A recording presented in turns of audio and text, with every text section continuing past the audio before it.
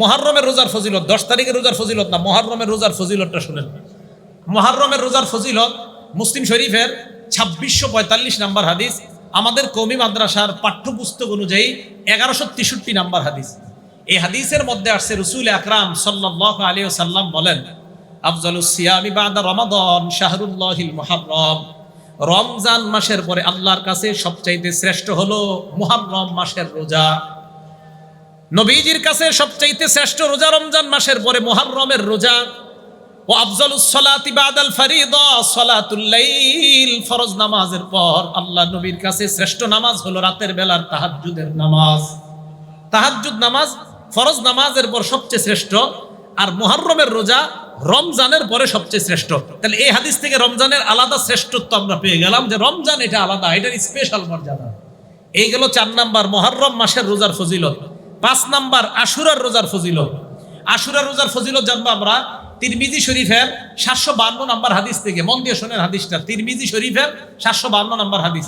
এই হাদিসের বর্ণনাকারী আবু কাতাদা রাদিয়াল্লাহু তাআলা আনহু।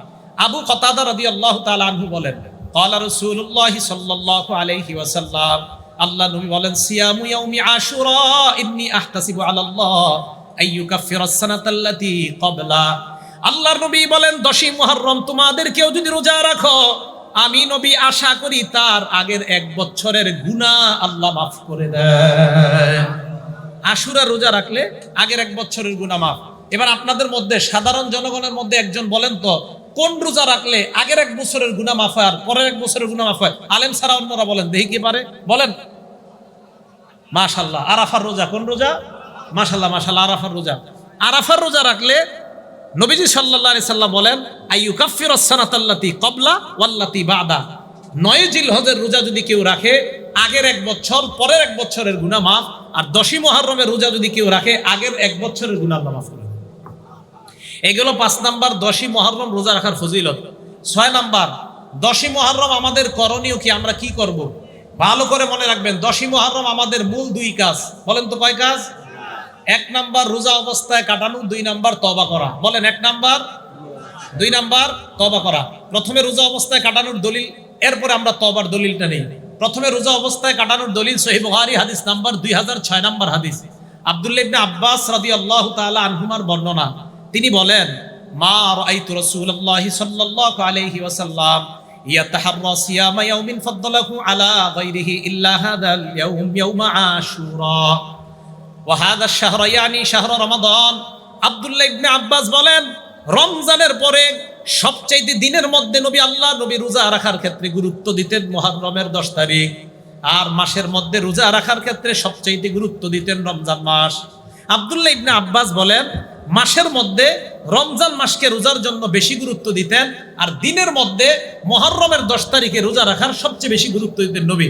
এখন বলেন তো, আশুরার মুহররমের 10 তারিখে আমাদের সবচেয়ে গুরুত্বপূর্ণ কাজ কি করা? রোজা রাখা। 2 নাম্বার বলছি তওবা করা। তওবার দলিল কোথায় পাবো আমরা? তিরমিজি শরীফের 741 নাম্বার হাদিস।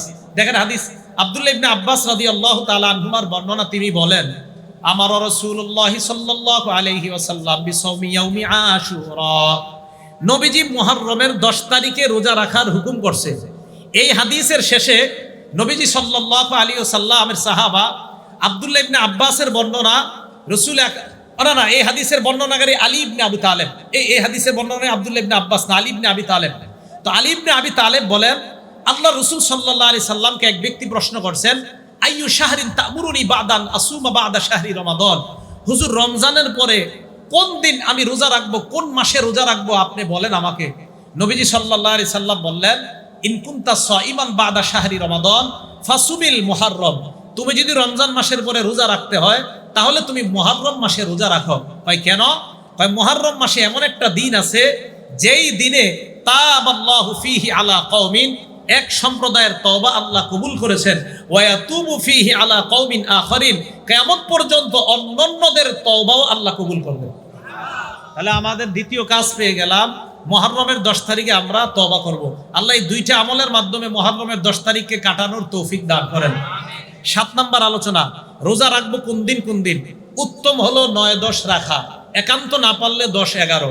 উত্তম হলো 9-10 রাখা। এই 9-10 রাখার ব্যাপারে কয়েকটা দলিল শুনেন। দলিল নাম্বার 1, তিরমিজি শরীফের 755 নম্বর হাদিস।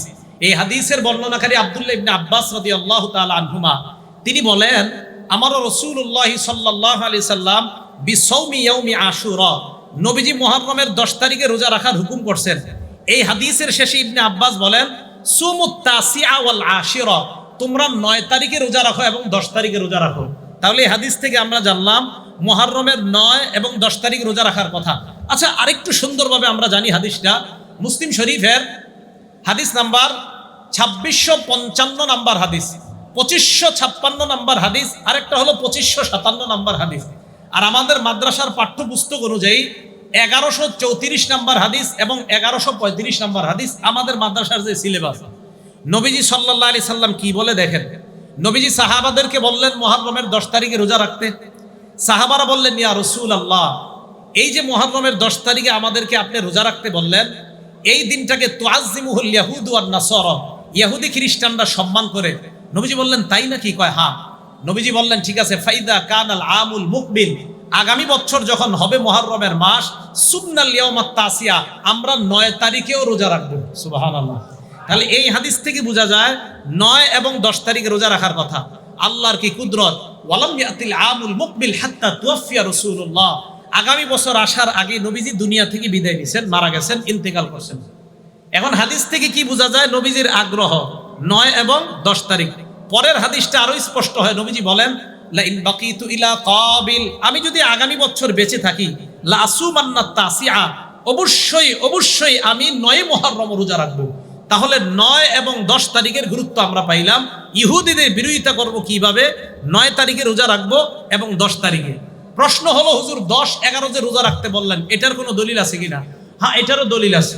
সহিহ ইবনে খুজাইমা হাদিসের কিতাবের নাম 3 নম্বর খণ্ড 506 নম্বর পৃষ্ঠা। হাদিসের বর্ণনাকারী আব্দুল্লাহ ইবনে আব্বাস রাদিয়াল্লাহু তাআলা আনহুমা, এই আব্দুল্লাহ ইবনে আব্বাস রাদিয়াল্লাহু তাআলা আনহুমা বলেন, সুমু ইয়াউমা আশুরা, তোমরা মুহররমের 10 তারিখে রোজা রাখো। সুমু ক্বাবলাহু ইয়াওমান ওয়া বা'দাহু ইয়াওমান, পারলে আগে একদিন রোজা রাখো, না পারলে পরে একদিন রোজা রাখো। অন্য নুসখায় আছে আও বা'দাহু ইয়াওমান, যদি পারো 9-10 রাখো, আর যদি না পারো 10-11 রাখো।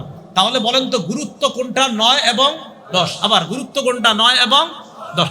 না পারলে 10 এবং 11। মনে থাকবে তো ইনশাআল্লাহ? আল্লাহ আমাদের সকলকে 9-10 এই 2 দিন যেন আমরা রোজা রাখতে পারি, আল্লাহ তৌফিক দান করেন। 8 নাম্বার কথা, মুহররমের 10 তারিখে রোজা রাখা কি? হুকুম হলো মুহররমের 10 তারিখে রোজা রাখা মুস্তাহাব। বলেন, মুহররমের 10 তারিখে রোজা রাখা কি? দলিল মুসলিম শরীফের 2532 নাম্বার হাদিস। মোট হাদিস সংখ্যা হবে 7453টা। এই হাদিসের বর্ণনাকারী আব্দুল্লাহ ইবনে ওমর রাদিয়াল্লাহু তাআলা আনহুমা, আব্দুল্লাহ ইবনে ওমর রাদিয়াল্লাহু তাআলা আনহুমা বলেন, জাহিলি যুগের মানুষ মুহররমের 10 তারিখে রোজা রাখতো। ওয়া সামা রাসূলুল্লাহ, নবীও রোজা রাখতেন। ওয়াল মুসলিমুনা, মুসলমানরাও রোজা রাখতেন মুহররমের 10 তারিখে। ক্বাবলা আইয়ুফতারাদ রমাজান, রমজানের রোজা ফরজ হওয়ার আগে। আব্দুল্লাহ ইবনে ওমর বলেন, ফালাম্মা ফতুরিদ রমাদান, রমজানের রোজা যখন ফরজ হয়, আল্লাহ নবী বললেন, ফামান শাআ সামা ওয়া মান শাআ তারাকা। রমজানের রোজা ফরজ হওয়ার পর আল্লাহ নবী বললেন, কেউ মন চাইলে এখন তোমরা মুহররমের 10 তারিখের রোজা রাখতে পারো, কার মন চাইলে তোমরা না রাখতে পারো। তাহলে রমজানের রোজা ফরজ হওয়ার আগে আল্লাহর নবী আবশ্যকীয়ভাবে সাহাবাদেরকে মুহররমের 10 তারিখের রোজা রাখাইতেন। আর যখন রমজানের রোজা ফরজ হয়ে যায়, নবী বললেন, কেউ চাইলে তোমরা 10 তারিখে রোজা রাখতে পারো, না চাইলে তোমরা রাখতে নাও পারো, কোনো সমস্যা নাই। এই হাদিস থেকে বুঝলাম মুহররমের 10 তারিখে রোজা রাখা মুস্তাহাব। 9 নাম্বার কথা, মুহররমের দিন বর্জনীয়। ভালো করে মনে রাখবেন, 7টা বর্জনীয়। বলেন কয়টা? 1 নাম্বার, তাজিয়া মিছিল বের করা। তাজিয়া একটা কবরের মতো বানায়া এটার এলাকায় ঘুরানো, এটার সামনে নজরানা পেশ করা। এই নজরানা আপনারা খাবেন না। 2 নাম্বার, একটা ঘরকে কেন্দ্র করে মুরসিয়া পাঠ করা। এগুলার মধ্যে অনেক কুসংস্কার হয়, এই অনুষ্ঠানে যাবেন না। 3 নাম্বার, বিলাপ করা নিষেধ। সহিহ বুখারী হাদিস নাম্বার 1298 নাম্বার হাদিস, ইবনে মাজাহ হাদিস নাম্বার 1584 নাম্বার হাদিস। রাসূল আকরাম সাল্লাল্লাহু আলাইহি সাল্লাম বলেন, লাইসা মিন্না মান দারাবাল খুদুদ ওয়া শাক্কাল জুয়ুব ওয়া দাআ বিদাওয়াল জাহিলিয়া। ওই ব্যক্তি আমার উম্মতের অন্তর্ভুক্ত না, যে ব্যক্তি শরীরে আঘাত করে, যে ব্যক্তি জামা কাপড় টেনে ছিঁড়ে ফেলে, যে ব্যক্তি জাহিলি যুগের মতো মাতম করে।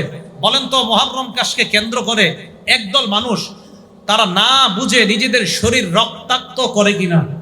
রাসূল আকরাম সাল্লাল্লাহু আলাইহি সাল্লাম বললেন, তারা আমার উম্মতের অন্তর্ভুক্ত না।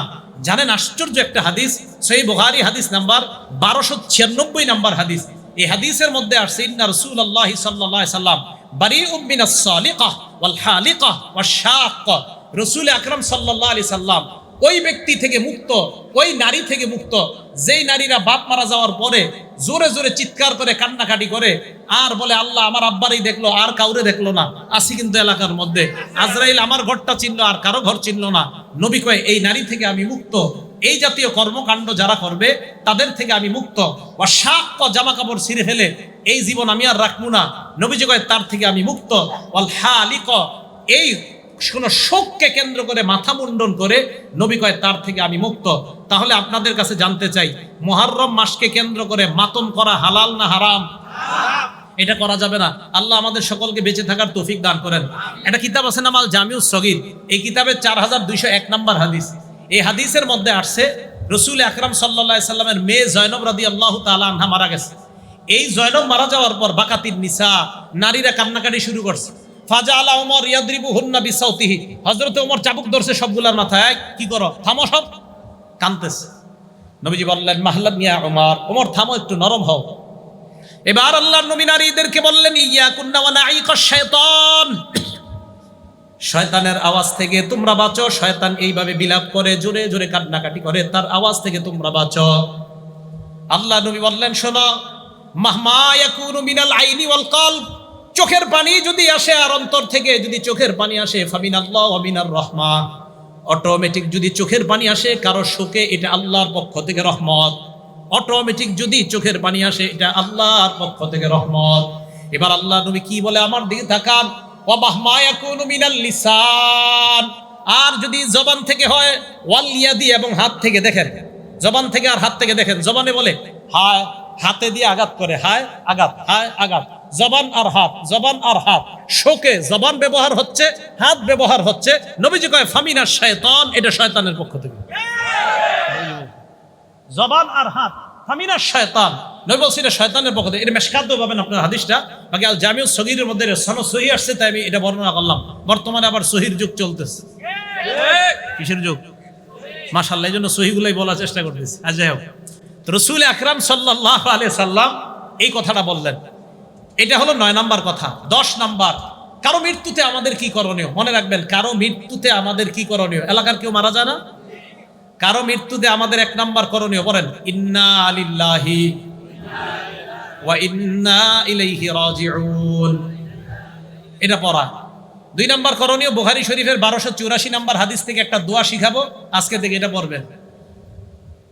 নবীজির কন্যা মানে নবীজির এক নাতি মারা যায়, মারা যাওয়ার পর মারা যাবে অবস্থা নবীর কন্যা আল্লাহ নবীর কাছে সংবাদ পাঠাইলেন, আব্বা ইন্না ইবনান লি কুবিজ, আব্বা আমার ছেলেটা মুমূর্ষু অবস্থায় আছে, মারা যাবে অবস্থা, আব্বা মেহেরবানি করে আমাদের বাসায় একটু আসেন। বুখারীর বর্ণনা। নবীজি জবাব পাঠায়া দিলেন, যাও আমার কন্যাকে সালাম দিবা, সালাম দিয়ে বলবা, পড়েন ইন্না লিল্লাহ, ইন্না টান দিয়ে না, বলেন ইন্না লিল্লাহ মা আখাযা ওয়া লাহু মা আ'তা, আবার ইন্না লিল্লাহ মা আখাযা, যেটা নিয়ে যায় এটাও আল্লাহর, বলেন যেটা রেখে দেয় এটাও আল্লাহর। তো নবীজি শিখিয়ে দিলেন ইন্না লিল্লাহি মা আখাযা, যেটা নিয়ে গেছে আল্লাহ এটাও আল্লাহর, ওয়া লাহু মা আ'তা, যেটা আল্লাহ রেখে দেয় এটাও আল্লাহর। আপনার 4 সন্তানের 3টা যদি নিয়ে যায় এটাও আল্লাহর, 2টা রেখে দিছে এটাও আল্লাহর, এটাও কার? আল্লাহ। ওয়া কুল্লু শাইইন ইনদাহু বিআজালিম মুসাম্মা, আল্লাহর কাছে প্রত্যেকটা জিনিসের একটা নির্ধারিত সময় আছে, ওই সময় আসলে তোমার সন্তান চলে যাবে, এটা আল্লাহর ফয়সালা। তো নবীজি বললেন আমার মেয়েকে বলবা ফাল তাসবির ওয়াল তাহতাসিব, আমার মেয়ে যেন ধৈর্য ধারণ করে এবং সওয়াবের আশা করে। তাহলে কেউ মারা গেলে 1 নাম্বার আমরা ইন্না লিল্লাহি ওয়া ইন্না ইলাইহি রাজিউন পড়া। 2 নাম্বার, কেউ মারা গেলে আমরা বলা ইন্না লিল্লাহি মা আখাযা ওয়া লাহু মা আ'তা ওয়া কুল্লু শাইইন ইনদাহু বিআজালিম মুসাম্মা, যদি পারেন আর কি এটা পড়া। তাহলে 9 নম্বরে বর্জনীয়গুলা সব শেষ করি নেই। তো বর্জনীয় 1 নাম্বার ছিল আপনার তাজিয়া মিছিল করা, এই নজরানা পেশ করা। 2 নাম্বার মুরসিয়া। 3 নাম্বার ওই মাতম করা। 4 নাম্বারটা বলি নেই। তো 4 নাম্বার হলো আপনার ওই দিনকে কেন্দ্র করে কোনো মান্নত ইত্যাদি কি করে আল্লাহ জানে, এগুলা করে খিচুড়ি পাকান, এগুলো আপনার বাসায় পাঠাবে, আপনি খাবেন না। 5 নাম্বার, ওই দিন এই মনে করে পানি পান করায় অন্যকে, যে হারে কারবালার প্রান্তরে নবীর নাতি এবং তার সাথীদেরকে পানি দেয় নাই, তাই এই দুঃখে শোকাহত হয়ে ওই দিন পিপাসার্থকে পানি পান করায়। কেন এখন আমারে করান, আজকে এই যে এরা যারা আছে এদেরকে শরবত খাওয়ান আপনি, ওই দিন কেন পান করান? তো ওই দিনকে কেন্দ্র করে পানি পান করানো, এটা ভাই এটা কুসংস্কার হয়ে যাবে, এটা ঠিক হবে না ওই দিনকে কেন্দ্র করা। 6 নাম্বার, বাচ্চাদেরকে সন্তানদেরকে খালি পায়ে রাস্তায় ছেড়ে দেওয়া বরকতের আশায়, আল্লাহ জানে এটা কোত্থেকে আসছে নিয়ম। 7 নাম্বার, এই দিন কেন্দ্র করে ঢোল তবলা ইত্যাদি 1 থেকে 10ই মুহররম পর্যন্ত পিটানো হয়, এটা নিষেধ, এটা জায়েজ নাই। একটা হাদিস মনে রাখবেন সারা জীবন, নাসিরউদ্দিন আলবানী রহমতুল্লাহ আলাইহি আনছে হাদিসটা, আর সিলসিলাতুস সহিহা 427 নম্বর হাদিস। এই হাদিসের মধ্যে আসছে রাসূল আকরাম সাল্লাল্লাহু আলাইহি সাল্লাম বলেন, সাউতানে মালউনান, বাংলাটা আমার সাথে বলেন, বলেন দুটি আওয়াজ অভিশপ্ত, আবার বলেন দুটি আওয়াজ অভিশপ্ত। এবার 1 নাম্বার বলি, বাংলাটা পরে বলবেন। 1 নাম্বার, সৌতু মিজমারিন ইনদা নি'মা, বলেন কোন খুশিতে বলেন, কোন খুশিতে বাদ্যযন্ত্রের আওয়াজ। তাহলে বিয়ের পার্টিতে ঢোল তবলা ডেক সেট বাজানো, গায়ে হলুদের পার্টিতে ডেক সেট বাজানো, এই আনন্দে এটা বাজানো মানে শয়তানের আওয়াজ, অভিশপ্ত আওয়াজ আপনার বাসায় চলতেছে, আর এই অভিশপ্ত আওয়াজের মাধ্যমে আপনার মেয়েটাকে আরেকজনের হাতে তুলে দিবেন, এটা অভিশপ্ত আওয়াজ। আপনার বাসায় বিয়েকে কেন্দ্র করে যে ডেক সেট চলে, ক্যাসেট চলে, এটা অভিশপ্ত আওয়াজ। তাহলে একটা পাইলাম। 2, ওয়াসাউতু ওয়াইলিন ইনদা মুসিবা, বিপদের সময় ধ্বংসাত্মক আওয়াজ করা, বিপদের সময় ধ্বংসাত্মক কোন আওয়াজ করা। ইমাম হুসাইন রাদিয়াল্লাহু তাআলা আনহুর শাহাদাত নিঃসন্দেহে আমাদের জন্য কষ্টকর, কোনো সন্দেহ নাই। হুসাইন রাদিয়াল্লাহু তাআলা আনহুর শাহাদাত নিঃসন্দেহে আমাদের জন্য কষ্টকর। আলী রাদিয়াল্লাহু তাআলা আনহুর শাহাদাত আমাদের জন্য কষ্টকর। ওমর ফারুক রাদিয়াল্লাহু তাআলা আনহুর শাহাদাত আমাদের জন্য কষ্টকর। হযরত ওসমান গনির শাহাদাত আমাদের জন্য কষ্টকর। হযরতে হামজার শাহাদাত আমাদের জন্য কষ্টকর। রাসূল আকরাম সাল্লাল্লাহু আলাইহি সাল্লামের সাহাবা হযরত খুবাইবকে যেইভাবে শহীদ করা হয়েছে, শুলিবিদ্ধ করে আপনার একের পর এক শরীরের মধ্যে কাটা বিদ্ধ করে, ওই টাইমে বলেছিল, তোমাকে যদি এই জায়গায় রাখা হয়, মুহাম্মদ সাল্লাল্লাহু আলাইহি সাল্লামকে তোমার জায়গায় রাখা হয়, আর তোমাকে মুক্ত করে দেওয়া হয়, তাহলে তুমি কি মনে করো? সহিহ বুখারীর বর্ণনা 3045 নম্বর হাদিস খোলেন, লম্বা হাদিসে খুবাইবের শহীদের কথা আসছে শেষের দিকে। হযরতে খুবাইবের শাহাদাত পড়েন, হযরত হুসাইনের চেয়ে কোনো অংশে কম ছিল না এই শাহাদাতের ভয়াবহতা। হযরতে আসিম ইবনে সাবেতের শহীদ হওয়ার কথা বলেন, কোনো অংশে কম ছিল না। হযরতে আলীকে যেইভাবে শহীদ করা হয়েছে ভয়ঙ্কর প্রচণ্ডভাবে, কোনো অংশে শাহাদাতের অবস্থা ভয়ঙ্কর কম ছিল না। হযরতে হামজাকে যেইভাবে শহীদ করার পর হিন্দা হযরতে হামজার গোস্ত মুখের মধ্যে নিয়ে চাবিয়েছে, এই শাহাদাত ওইটার চেয়ে কোনো অংশে কম ছিল না। হযরতে ওসমানকে প্রচণ্ডভাবে 22 দিন, কোন বর্ণনায় 40 দিনের উপরে, যেই হযরতে ওসমান মুসলমানের জন্য পানির ব্যবস্থা করে দিয়েছেন, এই ওসমানকে এক ঘরের মধ্যে আটক রেখে 23 দিন 22 দিন, কোন বর্ণনায় 18 দিন ঐতিহাসিক লেখেন, পানি দেয় নাই। এইভাবে হযরত ওসমানকে যারা শহীদ করে দিয়েছে, কিয়ামতের ময়দানে তো হযরত ওসমানের পক্ষে কোরআনই সাক্ষী হয়ে যাবে। কোরআন পড়া অবস্থায় ওনাকে শাহাদাত বরণ যখন করেন, উনি ওনার শরীরের রক্ত কোরআনের পাতায় গিয়ে পড়ছে। এই শাহাদাতও কিন্তু আমাদের জন্য কষ্টকর। বুঝাইতে চাইলাম, অন্যান্য সাহাবাতের শাহাদাত আমাদের জন্য যেমন কষ্টকর, হযরতে হুসাইনের শাহাদাতও নবীর নাতি হিসাবে আমাদের জন্য অনেক কষ্টকর। কিন্তু এই শহীদকে কেন্দ্র করে শয়তানি কোনো কর্মকাণ্ড করাটা, এটা আমাদের জন্য আরো বেশি কষ্টকর। শয়তানি কর্মকাণ্ড করা যাবে না। হযরত হুসাইন রাদিয়াল্লাহু তাআলা আনহু যদি থাকতেন আর যদি দেখতেন ওনার শাহাদাতকে কেন্দ্র করে এই কুসংস্কার করা হয়, সর্বপ্রথম তাদের বিরুদ্ধে উনি জিহাদ করতেন, যে আমারে কেন্দ্র করে তোমরা এগুলা কি করো, শরীয়ত বহির্ভূত কাজ।